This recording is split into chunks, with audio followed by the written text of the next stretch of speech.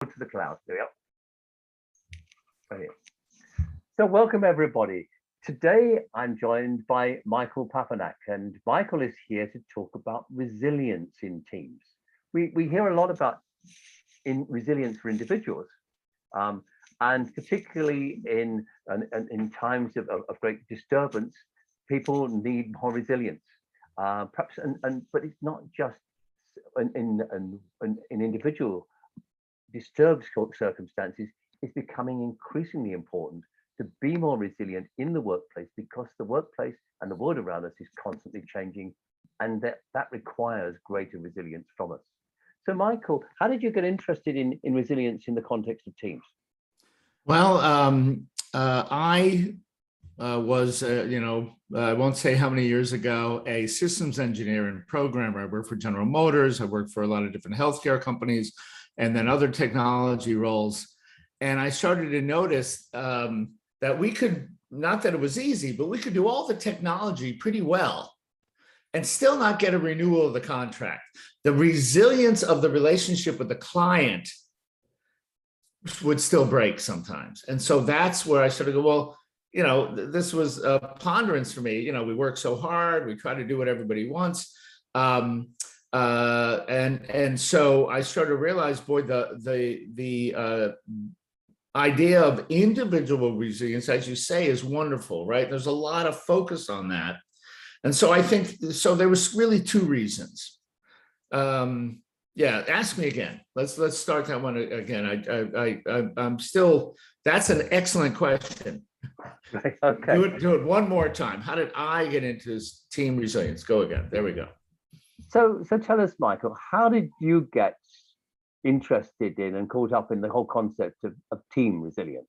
Yeah, so I had kind of a couple of experiences, personal and business. And so in my life, our family, like many families, went through some very difficult times, which I won't get into the details of. But again, so many families go through hard times. And my wife and I and our family stayed together and really saved each other's lives in a lot of ways. And so that's really sort of the personal journey that I went on that said, boy, it's individual resilience is great. As you say, there's a lot of focus on individual resilience, but I think the harder the problem, the more complex the problem, the more difficult the situation, frankly, the more social the solution. So my greatest joys in life, I think, have been when I've been with a team that's really humming and really doing a great job. That good times are bad. And I'd have to say some of the worst times of my life were probably also from difficulties with relationships. And so in a business context, many years ago, I was a systems engineer and a programmer. And I noticed that we could do all the programming fantastic, which wasn't easy, and still not get a renewal from the client. And this was confusing. Why is that? Well, it was because of the social or team resilience with the client. So I started to realize that individual resilience is very important, but what I call social resilience or team resilience is more important. I'll give you sort of the classic metaphor. Let's define our terms, right? So what is resilience? You ask an engineer what resilience is. It's a combination of strength and flexibility. And sort of the classic example of sort of, technical or physical resilience would be the bridge. And you've seen these, right, David? These videos of the bridge twisting in the wind or the earthquake. And there's two endings to those videos, right? In some videos, crashing down that bridge. It goes into what I would call breakdown for a team or a system or a group. And then sometimes they stay. And so resilience is the ability to continue to perform your essential function under stress, change, and that, again, positive or negative. Most of us relate to difficulties. And as you said, these days, boy, are we interested in resilience, right? Because of this world we're all in. But as you say, social versus individual resilience. So if you can stand the metaphor a little bit more, individual resilience is like the pieces of steel being intact, but at the bottom of the river. Social resilience is the bridge standing up. Social resilience is the family standing up. And so what I got interested in is why, put another way, Why is it under stress and difficulty? Some teams go into breakdown, they pull apart. Other teams pull together and become stronger. If you've been through difficult times or exciting times with other members of your team, you build bonds that are, again, unbreakable teams, right? And so that's what I really became more and more interested in, rather than, and including sort of that sense of individual resilience as well. Fantastic. So what did this lead you to do with teams? To find out what those key ingredients were? I'm sorry. So Say it again. So how did you find out what those key ingredients were? Yes. So research and study, as well as trial and error in the real world. So I've been an organizational development consultant, leadership consultant, executive coach and advisor. I don't want to say for how many years now, about 30 years now, again, following my time as a programmer in the beginning of my career. And so this is what I found over and over was the challenge. I mean, I certainly sought out this challenge as I explained my interest in it. And then so many clients, even though we didn't have the language for it, the same way that you and others, that we do now, this idea of building companies, resolving conflict, so many organizations had what I call a poor heat curve. So the heat curve, and I'll pause for a minute. I have this if you want me to share it. Should I share my screen and show you the graphic? Yeah, sure, please. Yeah. Yeah. All right. So why don't we sort of, why don't I pull that up and then we'll sort of roll again here. Let's see which, nope, that's not the one. I'm sorry. How do I, there it is. So we'll do the heat curve and then we may want to do this other model as well. Okay. So how does that work? David, does that sort of look good? I can't see anything on my screen yet. Huh. I don't know if that's just. Oh, here it is. Yes, I can. Okay. So I'm going to have to put it on there. Okay. All So right. talk us through it, please, Michael. Yeah. Yeah, so this has been a really useful tool, and it was from this kind of at the same time that I developed some of these models that I'm using for what is a resilient team and or an unbreakable team, and I can share those in a moment as well. So if you've ever been in a meeting, here's your too typical meeting, right? And I know, David, you're very interested in meetings because that is where team culture is made and changed. So if we like our team culture or don't, a meeting is a good place to form a new team culture, become more resilient. So the most resilient teams I've seen have an excellent heat curve, this idea of this heat curve here. And so let's just orient the chart here. So going up the axis there is breakthrough. So that's the meeting that's powerful, right? A lot of meetings are kind of boring. You're waiting for your turn to speak, or you're actually these days multitasking because you're on video or something, right? But I'm talking about those interesting meetings where you can't wait for your chance to speak, where we're finally talking about something that we haven't talked about, or we're finally coming up with a great idea, or I'm finally being heard or really listening, or coming up with innovation or resolving difficult issues. I'm sure you're familiar with this idea of approach avoidance in organizations. Teams have topics that they know are barriers, things they're not satisfied with, but they can't discuss it and change it. Again, change it means discuss it first. And if you can't do that, so the heat curve is a way of graphically describing your ability to do this. So as heat increases here to our right, and again, positive, negative, intensity, at first the ability for breakthrough goes up, right? We're finally doing it. But then sometimes in some teams, especially, there are all kinds of norms and ground rules and ways we can talk about why this happens. It starts to get tougher and tougher. People start to get more positional. I've been in real life meetings where somebody says, you know what, I really think you're attacking me now, right? Now, if I say something like that, I'm probably already in the red. I'm into breakdown. So every team has a curve like this. Now, some team cultures, I might say, and I don't mean this in a pejorative way, are a little too nice. Now, to me, the opposite of nice isn't mean, right? The opposite of nice is open, transparent, truthful, authentic. And we don't approach avoid, we approach resolve.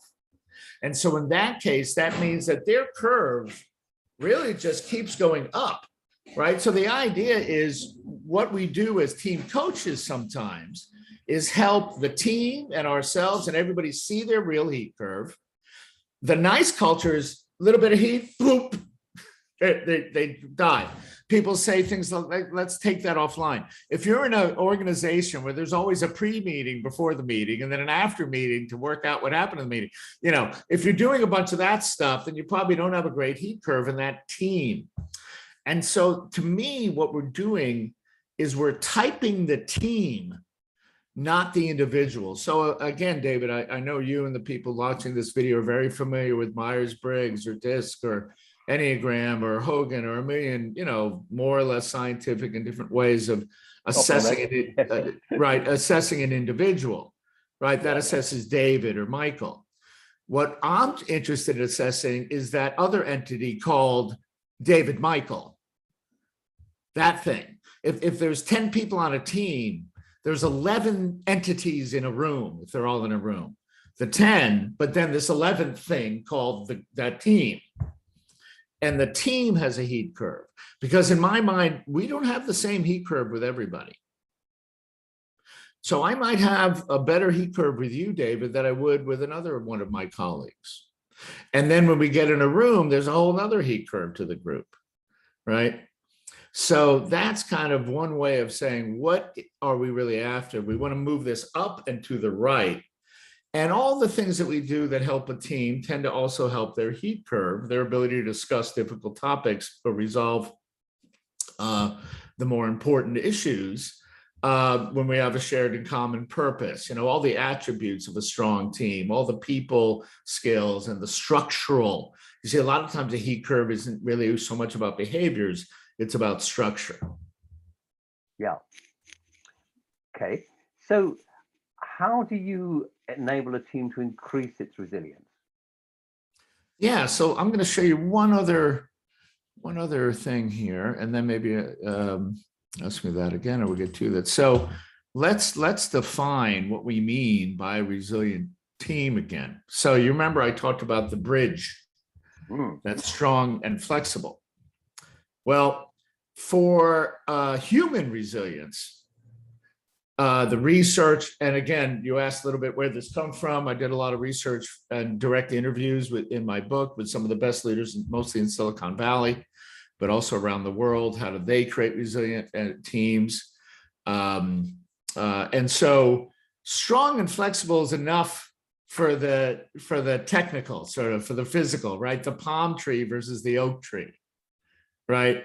But for human resilience, to make a team more resilient, we need this right balance of these three attributes. So again, it's another model, it's another framework, but how is it useful? It's useful to evaluate a team's current state and then determine, as you say, what actions and areas we might focus on to increase resilience, right?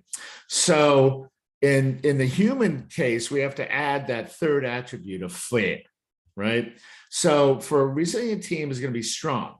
So just quickly, again, how do we define this as a team? Strong means that we create a lot of value. And there are many kinds of value that human beings might get from a team.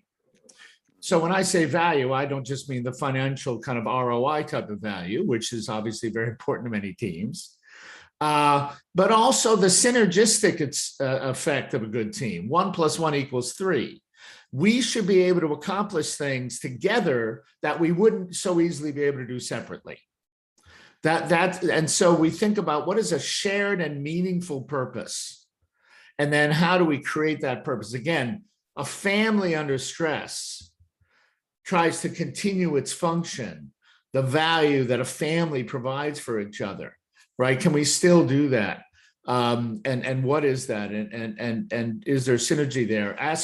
Is our team resilient? Well, could I easily replace the value that I get from the business relationships? If so, then it's probably superficial versus resilient. Flexible means that there isn't just one way we get things done. And boy, this is the one of, if there's one that's flashing red right now, it's how can we be flexible? Managers are worried about how, what is this arrangement? Is it how much time you're at your computer? Is it the output you create? Is it, how do I manage you? How do I appreciate you? How do how do we share feedback? How do we measure? How do we make decisions? Who do we promote? How do we keep our relationships, let's say, with our customers? So this team framework, by the way, works with a team, but also that larger team of customers and suppliers and partners and stakeholders. So we want to be flexible. So there isn't just one rigid way, right? The opposite of flexible is obviously rigid.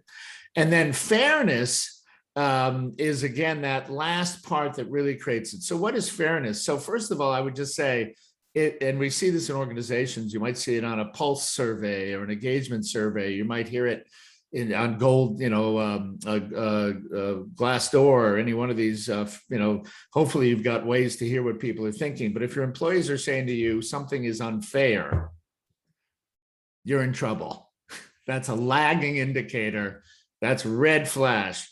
It's and too many leaders go, well, it's unfair to me too, pal. Let's get over it. That's not going to be very effective. So what is fairness? It's not equality. It's not equal.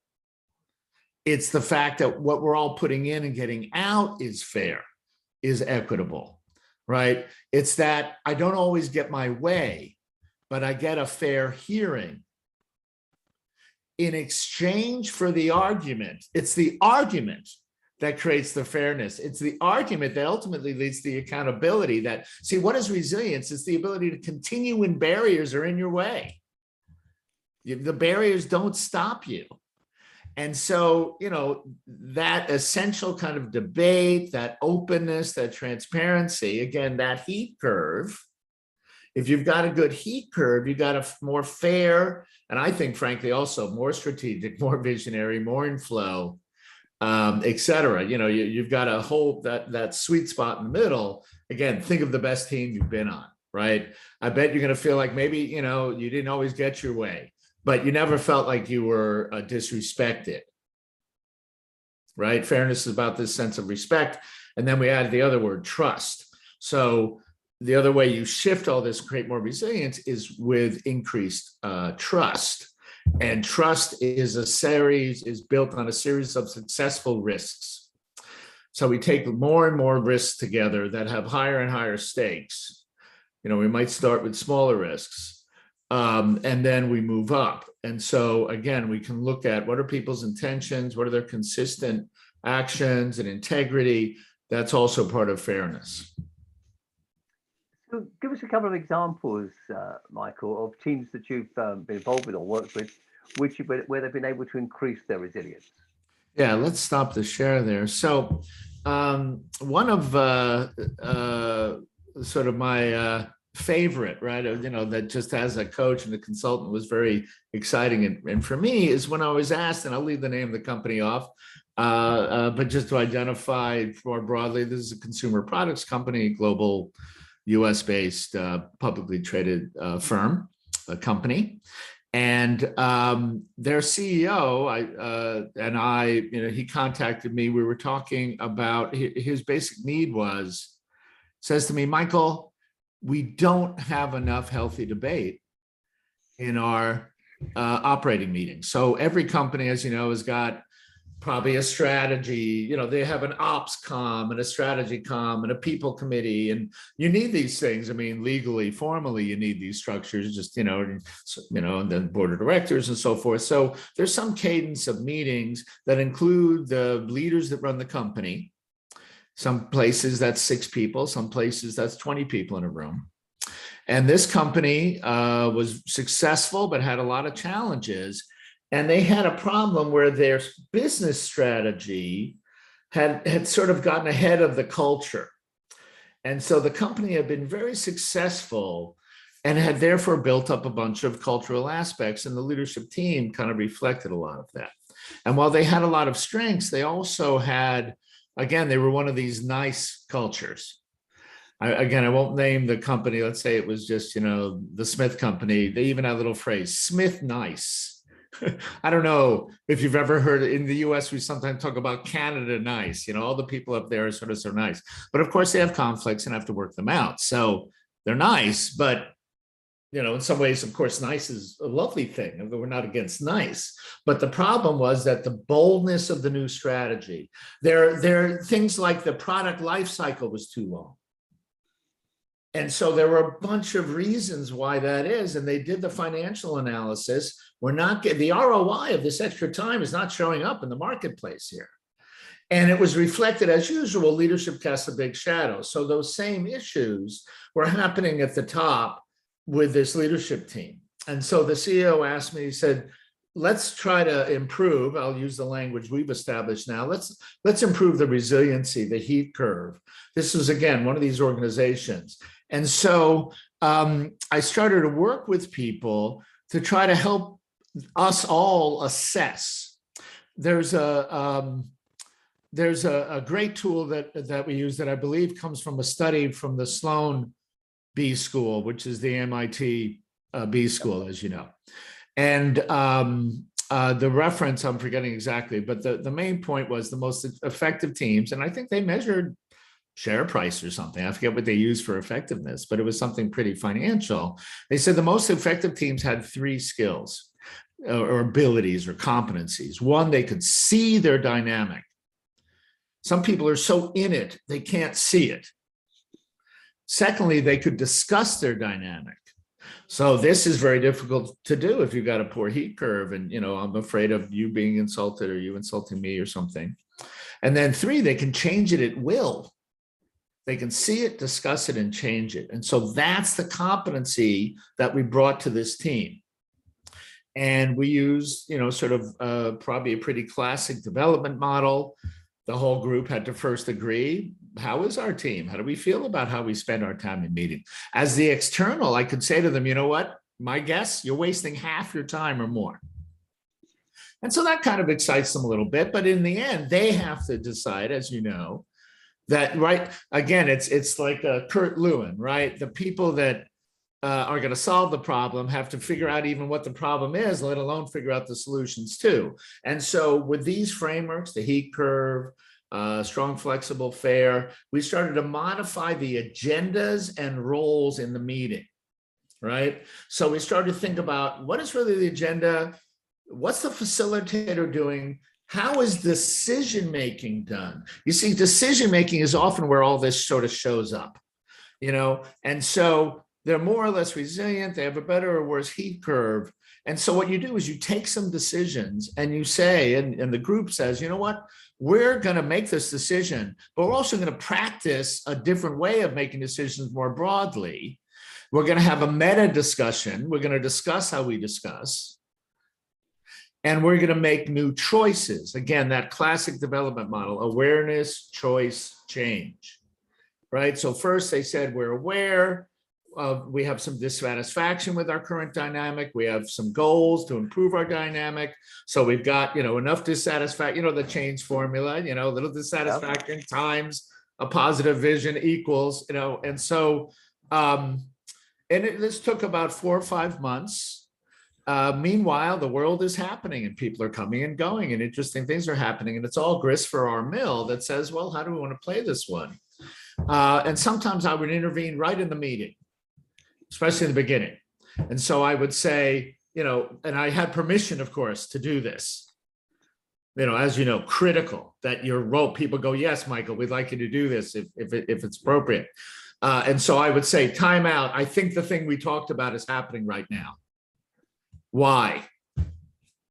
Because people's needs are valid. The problem is they have dysfunctional or non-functional ways to try to meet them. So they're not using ways that are really functional. They're kind of, again, dysfunctional, make it worse, or non-functional. They don't really do anything. They don't make it worse or better. They don't accomplish it. And so when they have eyes to see this, when the team itself can start to see it, then you've got a pretty powerful transformational kind of environment where they can be much more resilient. How do they measure the resilience? Well, the meetings they made, the decisions they made in the meetings stayed. They weren't undone or redone or whatever. People reported more satisfaction with the relationships. Some really underlying structural, I call them stones in your shoe. Every team has a stone in their shoe that they're too busy working to stop and untie and take the stone out and retell, right? You got to stop your progress to get the stone in your shoe. At least it feels like it, but it's actually delaying you every moment. And so we kind of use that metaphor. And so some of the teams, once they start doing this, they go, I got a stone in my shoe about this one. We've never blah, blah, blah. And people go, oh, okay, here comes something. The other way they do it is they say, you know what, I'm going to bring some heat on this. Okay. So using the language of the metaphor. That's right. Or they even on the agenda put little flames next to the topics. and they'll even request it. And I thought your technique about starting the meeting with the questions you want to answer, that's a great way. Your recent post about this, that's a great way to shift your heat curve and to tee it up. Questions like, by the way, why has this issue persisted so long? Yeah. That's an approach versus avoid kind of question, right? So those are all the different ways that we improve the resilience. Yeah. That's very nice, Michael. So to round off, if you had to give 3 pieces of advice to a team coach about working with the whole concept of resilience, what would they be? Well, the first would be to work with the team to even see if that's interesting and important to them. So that there's that first agreement from everyone. And so it would be part of understanding, that meta, see our dynamic, discuss our dynamic. Don't rush through that. So that would be one bit of advice. Stay in the awareness phase long enough so everybody's really ready, because they're going to get out of their comfort zone to become more resilient. Even though it's, let's say, a little pathological, less resilient, or a waste of energy, or too painful, that change is going to be fine. So I think the first hard. So I think the first step is that. Then the second step, I think, is the idea of focusing on practical decisions they're making as a vehicle, what we might call action learning, so that it's not sort of all right, let's get to work and stop discussing resilience. Let's start with the work, and then, how resilient will this be? How strong, flexible, and fair, so that it's very much part of the ongoing work, because we got to get our work done, and motivation drives change. And so if people are motivated for an outcome, we just attach this to that. And then I say the third thing is the feedback loop. So, good old feedback, it comes and goes, and its trendiness and popularity. I like to say feedback is the oil in the engine of teamwork. It allows us to run hot without breaking down, right?